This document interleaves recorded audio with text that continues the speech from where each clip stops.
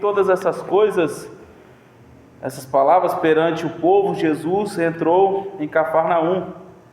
O servo de certo centurião, a quem esse muito estimava, estava doente, à beira da morte. Quando o centurião ouviu falar a respeito de Jesus, enviou-lhes uns líderes religiosos dos judeus, pedindo-lhe que viesse curar seu servo.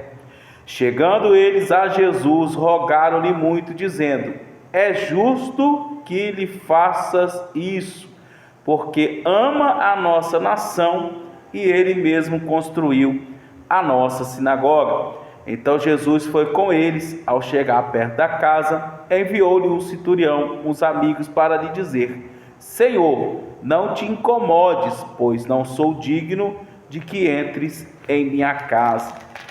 Basta, por isso, não me achei digno de ter contigo. Dize, porém, uma palavra, e o meu servo será curado só dele. Bom, Jesus está em mais uma de suas cruzadas, de milagres e curas e sinais e prodígios. E me chama muita atenção essa passagem, porque aqui não era alguém que era dito religioso, a ponto de ser um líder da casa de Israel ali, um líder da lei. Mas o que me chama a atenção é que ele era um centurião esse romano, alguém que era pertencente ao Império Romano, mas que ele era muito amado, porque pelos líderes religiosos, porque ele tinha feito tão somente uma sinagoga, e construiu uma igreja, construiu ali um local, naquele tempo era a sinagoga, onde o povo reunia-se para estar adorando a Deus, lendo a lei, cantando salmos e orando, fazendo orações nos períodos do dia. Então esse homem era um homem que ele tinha uma fé no Cristo. Ele ouviu falar que Jesus curava, fazia milagres, e Jesus está andando por aquela região, e de repente ele manda que pessoas vá até Jesus e fala: olha, um servo desse centurião, que era muito estimado. Aí você procura ali, você estuda rapidamente, você percebe que essa palavra estimado é também caro. Ele era um servo muito valioso, alguém que ele tinha pago um valor muito grande, mas que ele estava doente, à beira da morte, estava ali em fase terminal. É como se fosse nos dias de hoje, É como se o paciente estivesse já no CTI, na UTI, e à beira ali dos aparelhos serem desligados, à beira do colapso, da vida, a vida esvaindo-se. E a única solução naquele momento era Jesus Cristo, porque o centurião ouviu dizer, ele só ouviu dizer que Jesus fazia milagres, que Jesus podia curar, tirar aquele homem daquela situação, livrar aquele homem da beira da morte. Jesus não é só a única opção do mundo, Jesus ele é a última, porque muitas vezes vai ser a última porta que as pessoas vão bater para encontrar a solução para a sua vida.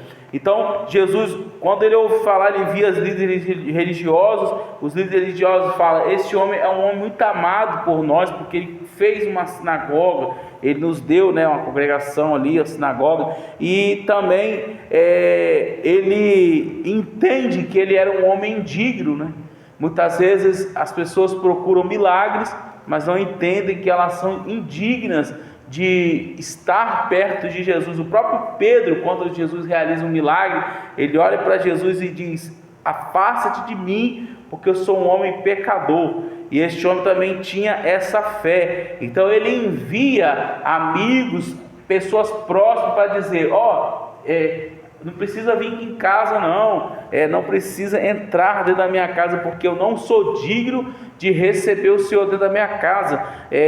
Tão somente se o Senhor liberar uma palavra, o meu servo será curado. Então Jesus ele olha para a multidão e ele admira a fé desse homem, Por quê? Não que ele não queria receber Jesus em casa, mas a sua situação aparente era uma situação de negar a presença de Jesus. Por quê? Porque na sua concepção ele não era digno de receber o Rei Jesus, ele não era digno. Aí ele cita aqui também, eu sou um homem de autoridade, eu tenho soldados sobre o meu comando, né? Ele dizia, vai e faz, e eles iam, faziam, operavam, e tudo que ele queria, aqueles servos faziam. Então ele, sendo uma autoridade, reconhece que Jesus era uma autoridade no céu, era uma autoridade ali também na terra, e assim, sem saber talvez totalmente, mas ele estava recitando aquilo que a Bíblia fala, e foi-lhe dado um nome, que é sobre todo nome, e ao seu nome se dobrará todo joelho que está no céu, na terra, debaixo da terra, e toda língua confessará que Jesus Cristo é o Senhor, e toda língua dirá que Ele é o Rei, que virá em glória para reinar sobre essa terra. Antes volta para arrebatar a igreja do Senhor. Então, hoje, o que entendemos com a mensagem de hoje, com o texto de hoje, de Lucas 7, é que apenas uma palavra de Jesus Cristo, ela muda o quadro da nossa vida.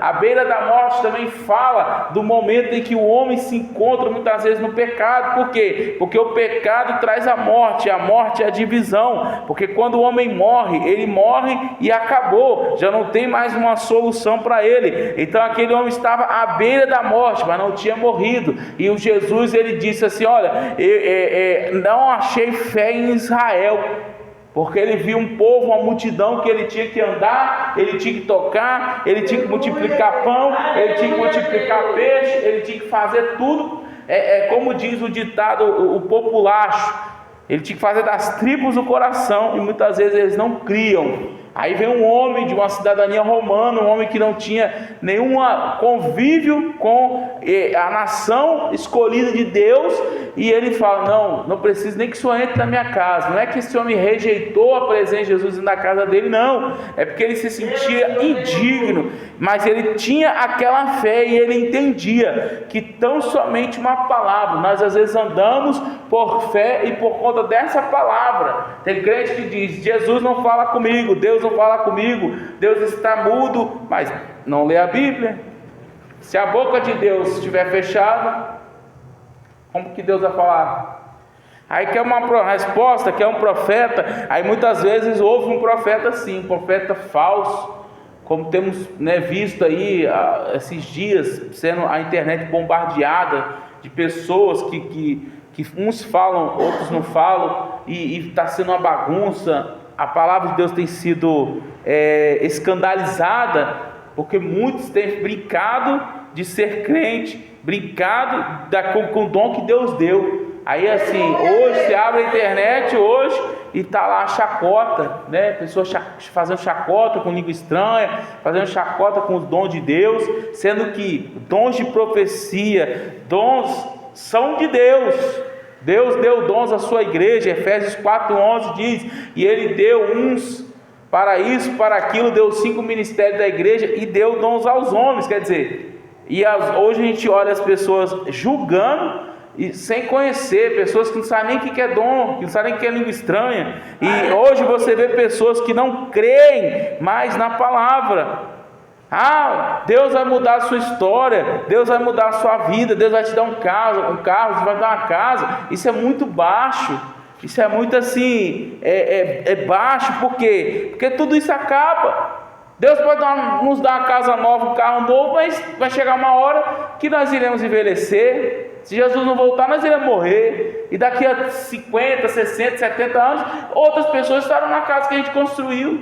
Então, o crente deve viver? O crente que aqui representado por esse servo, né? Esse escravo, esse homem que foi comprado por um bom preço. Enquanto eu estudava, enquanto eu li o texto, eu li a expressão caro, eu lembrei do Salmo que diz, preciosa é a vista do Senhor, né? A morte dos seus santos. Então, precioso ali é caro. Deus investe nas nossas vidas, Deus nos dá dons, Deus nos dá Deus nos dá livramento, Deus nos faz passar por tantas situações para nós estarmos aptos e prontos. Então a nossa vida é preciosa. E nós vivemos e andamos por fé e não por vista. Provavelmente o desejo aqui, né, da mãe, da pastora, da irmã, é que essa igreja estivesse mais cheia, pessoas estivessem aqui lotando esse templo, som, isso, aquilo, as coisas acontecendo, mas o andar e o caminhar de Deus é diferente, porque nós vivemos um tempo onde as pessoas se venderam, e se venderam de uma tal maneira que elas não querem crer na palavra.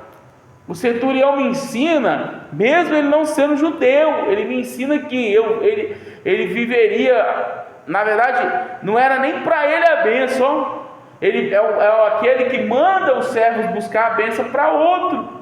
É um homem que tem, como a gente chama e fala para cima e para baixo, né? É um homem que tem empatia pelo próximo, porque entre ele vir, orar para buscar pela gente é fácil. Difícil é orar e buscar a vitória para o outro. Por quê? Porque às vezes o outro é o alvo da vitória de Deus. Você ficaria feliz se Deus hoje chegasse aqui e entregasse a vitória na mão da irmã Maria, mas não entregasse na sua mão? É porque o tempo da vitória da irmã Maria é um. O tempo da vitória da irmã da pastora Celina é outro. O tempo da irmã ali é outro. Então o que a gente vive? O crente não vive por vento de doutrina. Deus vai fazer, Deus faz, Deus usa, Deus fala, ainda fala, mas crente vive pela palavra que sai da boca de Jesus. E quando Jesus liberou a palavra, ele tão somente, ou aquele homem, quando eles voltaram, quer dizer, eles foram buscar uma palavra, Jesus liberou a palavra e eles voltaram para casa. Antes deles chegar em casa, quer dizer, se não fosse no tempo de hoje, só deles tivesse ligado, ele, como diz o outro, como é que está aí?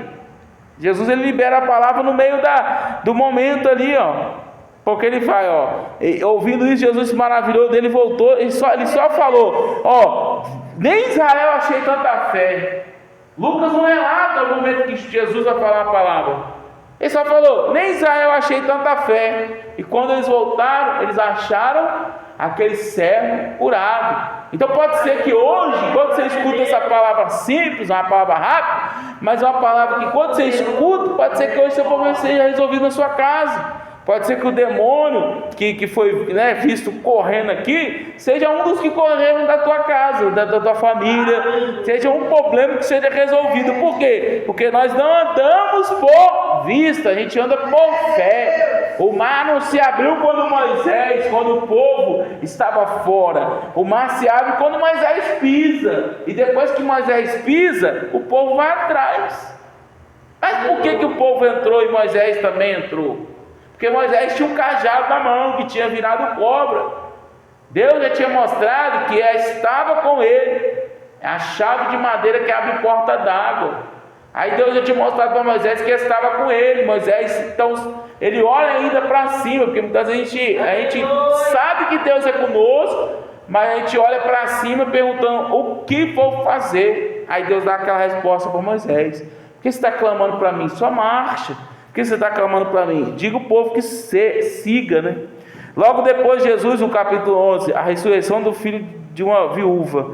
Logo depois Jesus foi a uma cidade chamada Naim, e com ele ia muito dos seus discípulos e uma grande multidão. De novo está a grande multidão. Quando chegou perto da porta da cidade, eis que saiu o enterro do filho único de uma viúva.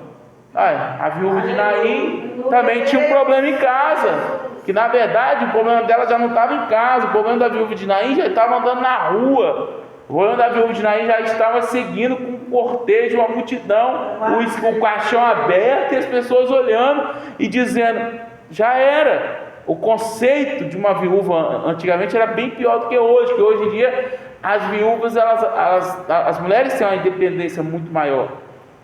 Claro que ainda não chegou a ter uma total independência, mas o tempo passado era uma prisão. O povo judeu era uma nação fechada para as mulheres. Então, ser mulher nesse tempo era difícil. Ser uma viúva era mais difícil ainda. Por quê? Porque ser viúva, ela já não tinha marido. E ser viúva e o filho morrer. É aquela questão. A vida já estava difícil, ficou mais difícil ainda. Mas a minha mãe tinha uma frase que ela dizia: quando está ruim, está perto de melhorar, né? Por quê? Porque quando está ruim, Jesus aparece.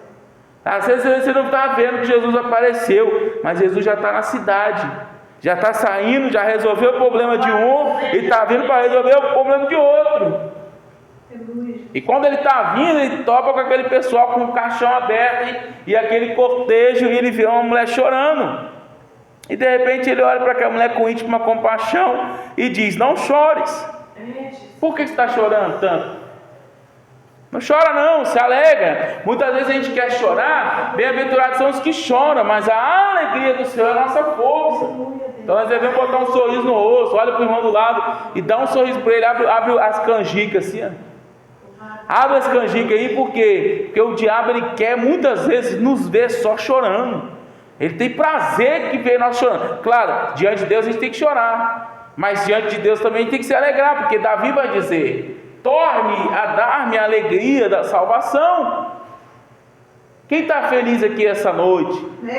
Porque entende que a salvação ela já está muito mais próxima do que quando a gente abraçou a fé.